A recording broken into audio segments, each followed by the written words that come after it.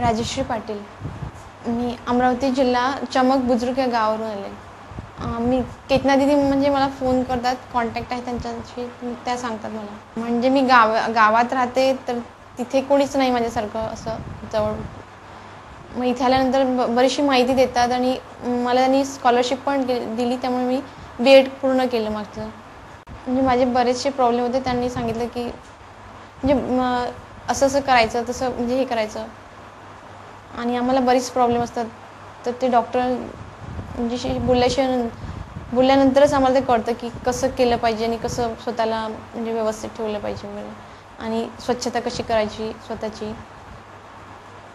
म्हणजे ते डॉक्टर सांगतात, बाकी कोणाला काही कळतच नाही आम्हाला काय झालं नेमकं म्हणून. ती केतना दिदी म्हणून मला चांगलंच वाटतं, म्हणून मी येते इतक्या दूरनं. आणि इथले डॉक्टर हे सगळे हेल्पफुल आहेत, म्हणजे सगळं छान सांगतात.